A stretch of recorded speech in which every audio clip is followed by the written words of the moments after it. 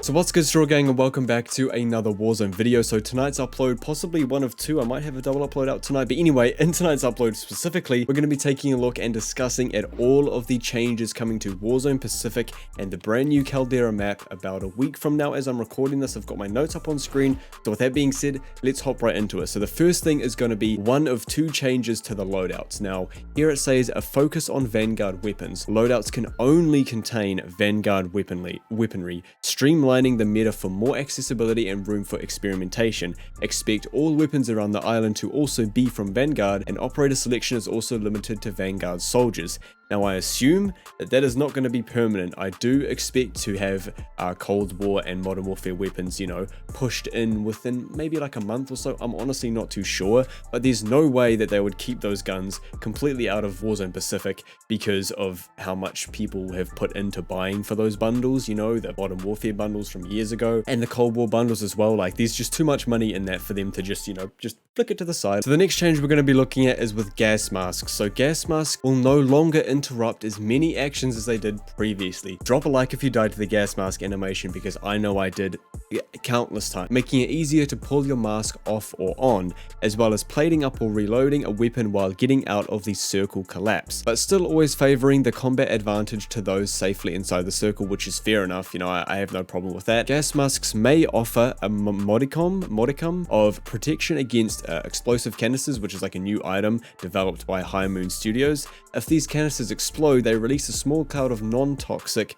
smoke into the atmosphere. After picking up one in Caldera, try lighting the fuse and throwing a canister or clipping it onto a sender to send a nice gift to someone who overstayed their welcome on high ground, basically taking a little bit of shot at campers, which sounds like a really good thing to me. Let's just stop there for that. So basically, we've got these new explosive canisters, which is cool. Second of all, the gas masks will no longer interrupt as many actions as they previously did, which I'm really excited to see, you know, how much they've, you know, improved it and just kind of see how that works out. And then as well as the gas canisters being able to get rid of campers, which sounds really, really awesome. You know, someone's just overstaying their welcome in a high building or whatever it may be, and you're able to get one up there, get them out of it, especially if they don't have a gas mask. And that'll be really cool as well. So that's an awesome feature. I think that's great. That's a new thing, and I'm really excited to see how that plays out. Now, a feature that was actually tested out in Iron Trials 84 is the gulag system. So the gulag now gives you more than a second chance at victory. When Warzone Pacific drops, any player who wins a gulag will drop back in with the weapon or weapons and lethal equipment given to them during that deadly duel. So whatever guns and lethal equipment you have within the gulag is what you will spawn with once you win that. Any ammo and remaining equipment carries over between the gulag and redeploy. So that's just really awesome. Oh my god, I knocked my bottles over.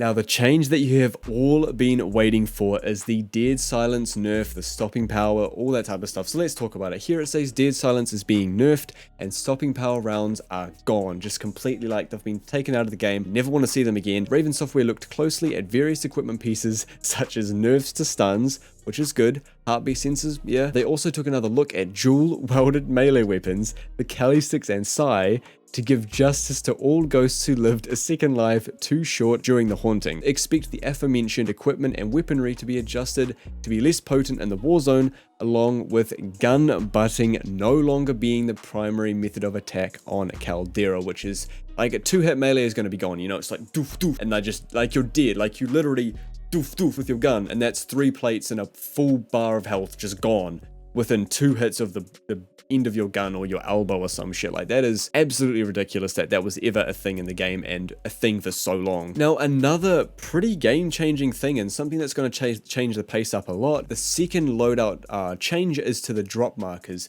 They can now only be purchased from buy stations after the loadout drop event occurs in a match, which is, you know, the free loadout that comes in the very first one. So you cannot actually buy loadouts until that first drop has come in, which I think is going to be really cool personally, because a lot of people won't go for Ghost right off the bat, and you're going to have to, you know, use the weapons that you have to your advantage until that first loadout comes in, and then by then you'll have probably enough cash to get a second loadout so you can get Ghost, get the free one. I'm really looking forward to seeing how that change affects our early game. That'll be really interesting. Now, as you could maybe expect, there are no nerfs without buffs. So along with these nerfs, several lethal and tactical equipment pieces will see much needed buffs most lethal equipment will deal more damage, whilst the snapshot grenade will see its effective radius increased, with the stim shot also applying a slight movement boost, which is really interesting, as well as the decoy grenade will pack rubber bullets that deal just enough damage to pierce the enemies. What I can just already see possibly happening is being able to use a decoy grenade, dealing just a little bit of damage to someone, and then also having the combat focus perk, which will show them up, you know, on your screen, right? Because that's what it does. It's like a wall hack type perk. So it'll be interesting to see how those two are comboed. Maybe a decoy will actually have a place in the game, and that would switch things up a lot from just the same lethals and tacticals that we've seen for 2 years in the game. Now, I most definitely needed some water after all of that talking, so if you guys want to check out the blog post for yourself, I will leave a link either in the description or the pinned comment, so you can check the full thing out there. I just wanted to go over the main game-changing, experience-changing updates to Warzone that will be coming with Caldera. And that's basically it. So I hope you guys enjoyed the video. If you're excited for this new experience of Warzone, Warzone 2.0 is what I want to call it. So drop a like if you're excited for that, and hit that red sub button down below with post notifications on. Stay updated with all Warzone Pacific news, gameplays, and content when it finally drops. So thank you so much for watching. We'll catch you on the next one. Have a great day, everybody, and I'm out.